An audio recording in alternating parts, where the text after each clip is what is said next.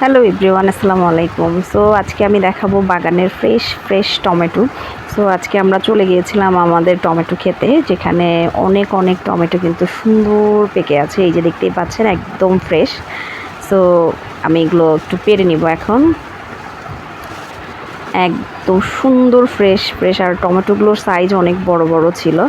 এই যে আমি সুন্দর করে ছিঁড়ে নিচ্ছি, আর এগুলো মানে পাকা হওয়ার কারণে জাস্ট ধরছিলাম আর ছিঁড়ে যাচ্ছিল। হ্যাঁ, সো আমরা সবাই মিলে গিয়েছিলাম। এই যে আমি আসলে এত টমেটো একসাথে দেখে খুবই মজা পাচ্ছিলাম ছিঁড়তে, আর জাস্ট টমেটোগুলো ধরছিলাম আর কিন্তু টুস করে ছিঁড়ে যাচ্ছিল। মানে শক্ত, কাঁচা হলে একটু শক্ত থাকতো, কিন্তু যেহেতু টমেটোগুলো একদম গাছ পাকা, সো আমি জাস্ট ধরছিলাম আর ছিঁড়ে আসছিল। আর আমি আসলে কিসে নিয়ে আসবো, আমি কোনো ব্যাগ নিয়ে যাই নাই।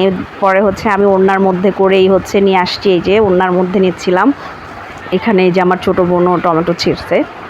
হ্যাঁ, গিয়ে ও পাচ্ছিল না আসলে কোনটা ছিঁড়বে, তারপরে এই আমি দেখিয়ে দিলাম। এরপরে এই যে ও ছিঁড়ে নিল টমেটোগুলো। আমরা ওই দিন আসলে সবাই মিলে অনেক মজা করেছিলাম, আর একদম ফ্রেশ পাকা টমেটো খেতে আমি খুবই পছন্দ করি। সো সবাই আমরা আসলে কেউ ব্যাগ নিয়ে যাইনি বা কোনো কিছু নিয়ে যাইনি। সো ও তো একদম ক্ষেত থেকে নিয়ে খাওয়া শুরু করছে আর বলতেছিল যে অনেক মজা।